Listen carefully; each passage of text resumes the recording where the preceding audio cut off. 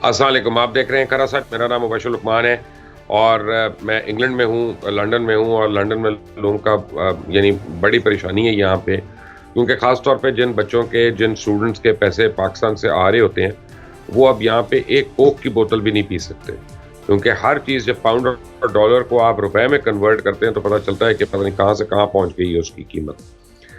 और पाकिस्तान की मईशत जो है उसका कुछ समझ नहीं आ रही है। मलिक बोस्तान साहब पाकिस्तान फॉरेक्स एसोसिएशन के सदर हैं। उनका तो कहना है कि पाकिस्तान के हालात बेहतर हो जाएंगे, और जनाब एहसन इकबाल साहब का कहना है कि जनाब हमें 10 साल लगेंगे लेकिन हम ठीक हो जाएंगे। बाकी जो माहिरीन मईशत हैं उनको कोई अच्छी चीज़ नज़र नहीं आ रही है। इस वक्त मेरे साथ प्रोग्राम में मौजूद है मलिक बोस्तान, मेरे साथ मौजूद है जनाब फ़ारूक सलीम, इकोनॉमिस्ट हैं, हमारे दोस्त हैं, और मुझे अभी ज्वाइन करेंगे थोड़ी देर में सेनेटर बैरहमान तंगी साहब, पाकिस्तान पीपल्स पार्टी पार्लियामेंटेरियन उनका ताल्लुक है। आप सबका बहुत बहुत शुक्रिया। मलिक साहब, ये मुझे बताएं, ये फॉरेन एक्सचेंज कब काबू में आएगा हमारे? तब काबू में आएगा जब हम सुधर जाएंगे। हम सुधरना भी नहीं चाहते ना, हम चीज़ ब्रांडेड लेना चाहते हैं। गवर्नमेंट ने इतनी ड्यूटियां लगाई मेड इन पाकिस्तान पे, लग्जरी आइटम पे, कि शायद हमारी कौम पाकिस्तानी चीज़ें खरीदने लगे, लेकिन हमारी कौम ने उसका रास्ता स्मगलिंग से निकाल लिया। और स्मगलिंग से महंगा डॉलर खरीद के महंगी वो ड्यूटी बचाने के लिए, तो ये पूरा बोझ इम्पोर्टरों की वजह से बढ़ा है और स्मगलरों की वजह से आज पाकिस्तान इस हाल में है। अब 7,000 कंटेनर उन्होंने बगैर एलसी के $4 अरब के मंगा लिए। इतने रिजर्व नहीं थे जितने कि उन्होंने एलसियाँ बगैर सोचे समझे मंगा लिए। उसका आज नतीजा पूरी कौम भुगत रही है। तो ये उनकी डिमांड है, बाकी कोई इतनी डिमांड नहीं थी जो ये इतनी एकदम डॉलर में डिमांड आई है। 225 से बढ़ के आपने देखा 285 इंटरबैंक हो गया। फ्री मार्केट भी 315 तक चली गई थी, फिर अभी तो अल्लाह का शुक्र है 300 है। जब 315 पे गई तो इसहाक डार साहब को मुझे फ़ोन आया कि इतना फ़र्क क्यों हो गया 30 रुपये का डॉलर का और इंटरबैंक पे। तो मैंने कहा जी बैंकों ने अब ये काम शुरू कर दिए। 5 करोड़ उन्होंने डेबिट कार्ड और क्रेडिट कार्ड इशू कर दिए लोगों को, और सारे ऑनलाइन शॉपिंग कर रहे हैं। और 10-15 मिलियन डॉलर पर डे उनकी डिमांड है, जबकि हमारे पास टोटल रोजाना 7 मिलियन डॉलर की सप्लाई है। तो हम उनकी डबल सप्लाई कैसे पूरी करें? तो उन्होंने इसको इंटरबैंक में कन्वर्ट किया। अल्लाह का शुक्र है उसी दिन ही डॉलर जो है गिरना शुरू हुआ, और आज अल्लाह का शुक्र है 300 के करीब पहुंच गया। और हमारी कोशिश है कि और भी गिरे। और IMF को प्रोग्राम अगर अवेल हो जाता है, अल्लाह करे, जैसे उन्होंने कहा जी स्टाफ लेगा प्रोग्राम होने वाला है। लेकिन IMF ने पाकिस्तान को ना कहते हैं तारे दिखा दिए हैं दिन में भी। इतनी शर्तें कड़ी रखी हुई हैं, इतनी रोज एक नया शराइत उनकी आज पूरे होने को नाम ही नहीं लेती। तो कोशिश हुकूमत कर रही है किसी तरह IMF प्रोग्राम होता है तो हमें 23 अरब डॉलर दोस्त ममालिक से मिल जाएंगे, तो पाकिस्तान इस क्राइसिस से निकल आएगा। तो इंशाल्लाह कौम से ही मैं अपील करूंगा जो आपने पाकिस्तानी के स्टूडेंट की बात की है बिल्कुल सही है। एक आदमी मुतवस्सित तबके अपने बच्चे को पढ़ाने के लिए बाहर जब जाता है तो उसको फीस के पैसे क्वार्टरली पूरे नहीं होते। एक बजट बनाते हैं, अगला बजट उसका आउट हो जाता है। तो आज पहली दफा उनका अच्छा हुआ, हमारे पास लोग जब आ रहे हैं, खासतौर हाजी बड़ी दवाई दे रहे थे। जो रियाल था 85 रुपये का था, आज उन्हें 78 और 80 के दरमियान मिला है।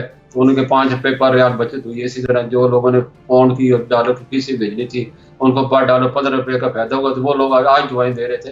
तो अल्लाह करे ये और भी करे तो पाकिस्तान की दुआएं पाकिस्तान को बचा लें। और आज आगे में हाजियों से भी खास करके पाकिस्तान के लिए दुआ करें।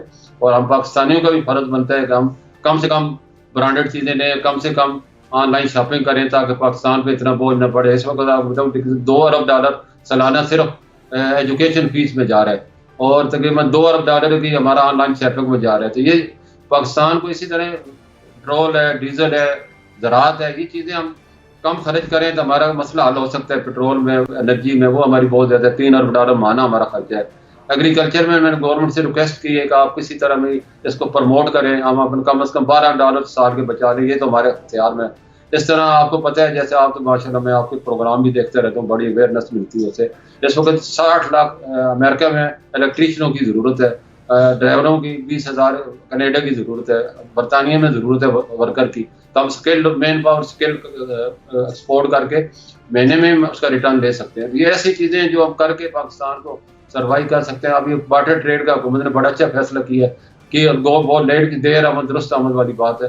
तो हमारे ये तकरीबन 2 से 3 अरब डॉलर जो स्मगलिंग के लिए डेली 10-15 मिलियन डॉलर लोग खरीदते थे, इससे जान छूट जाएगी।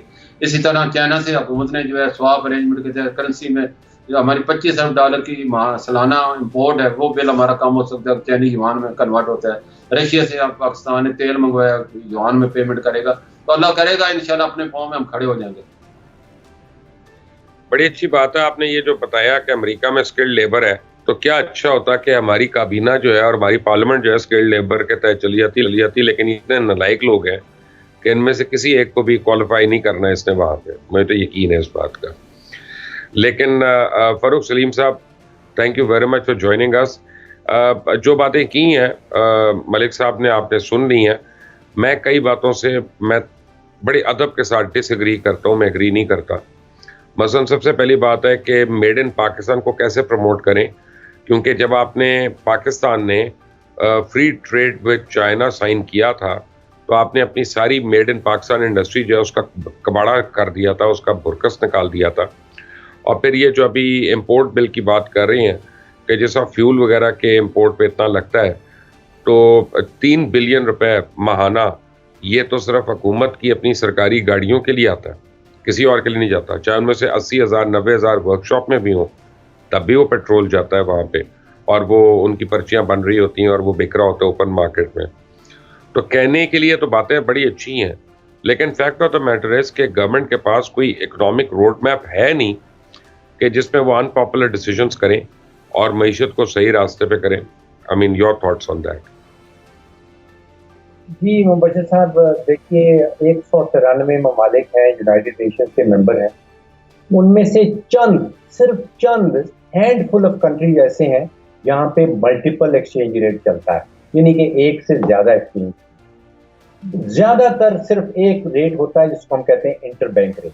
पाकिस्तान एक ऐसा है मुल्क जहाँ पे लगभग 5 एक्सचेंज रेट चल रहे हैं। एक इंटर बैंक रेट चल रहा है जो 286 पे चल रहा है, फिर ब्लैक मार्केट का रेट है, एक डॉक्यूमेंटेड है, एक अनडॉक्यूमेंटेड है, एक पेशावरी रेट चल रहा है, एक काबुली रेट चल रहा है, एक हुंडी का रेट चल रहा है, हवाले का रेट चल रहा है। और इन मल्टीपल रेट की वजह से ये जो एक्सचेंज कंपनीज हैं पूरे मुल्क में, ये माल बनाती हैं। इनके मफाद में है कि एक रेट ना हो मुल्क के अंदर। मुल्क में इंटर बैंक रेट होना चाहिए, दैट्स इट, और इसके अलावा कोई रेट नहीं होना चाहिए। एक तो पहली बात यह है कि हमें सिर्फ इंटर बैंक की तरफ जाना है, उसको ओपन मार्केट करना है, हुकूमत ने मुदाखलत नहीं करनी। जो मार्केट की फोर्सेस डिटरमिन करेंगी उस रेट को, वो रेट होना चाहिए, और हुकूमत ने मुदाखलत इंपोर्ट एक्सपोर्ट के अंदर भी नहीं करनी। देखिए, ये पिछले 50 साल की माशी तारीख गवाह है कि जिस मुल्क ने इंपोर्ट की रिस्ट्रिक्शंस लगाई उस मुल्क का हाल हुआ है बुरा। आप अंदाजा कीजिए कि 1947 से लेके 1990 तक, 1990 तक इंडिया में भी यही माल था कि हमने मेड इन इंडिया चीज बनानी, और उस वक्त उनका ग्रोथ होता था 2% 2.5%। और मुझे याद है कि यूनिवर्सिटी के ज़माने में हमें प्रोफेसर कहा करते थे कि ये हिंदू रेट ऑफ ग्रोथ है, जिस वक्त पाकिस्तान 6-6.5% पे ग्रो करता था। 1990 1991 के बाद डॉक्टर मनमोहन सिंह आए इंडिया में, उन्होंने इंडिया को खोल दिया, आप इंपोर्ट करें एक्सपोर्ट करें, दुनिया से कंपीट करें। पाकिस्तान में इस वक्त हमने कार्टेल्स बना रखे हैं, खुद से सोचे समझे मंसूबे के तहत।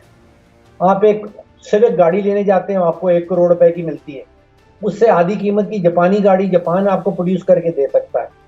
हमने कार्टेल्स बना दिए हैं। और अगर आपको याद हो कि बचपन में हमें कहानी सुना करते थे रॉबिन हुड की। रॉबिन हुड क्या करता था कि वो अमीरों से पैसे छीन के गरीबों की जेब में डाला करता था। हमारा मॉडल है रिवर्स रॉबिन हुड का। यहाँ पे गरीबों की जेब से पैसे निकाल के उन कार्टेल्स के, उन माफियाज के मुसलसल उनकी जेब में डाला जा रहा है ये पैसा। रिवर्स रॉबिन हुड का मॉडल चल रहा है। तो एक तो बात यह है कि हुकूमत का काम हुक्मरानी करना है, उसका काम इंपोर्ट की रिस्ट्रिक्शंस लगाना, उसका काम कारोबार करना नहीं है। और दूसरा ये कि हमारा गोल ये होना चाहिए कि मुल्क के अंदर एक रेट लगाना है जो इंटर बैंक का रेट हो, और वो मार्केट डिटरमिन रेट। ये हवाले रेट और हुंडी का रेट और काबली रेट और ब्लैक मार्केट का रेट और डॉक्यूमेंटेड रेट ये नहीं होने चाहिए मुल्क के अंदर।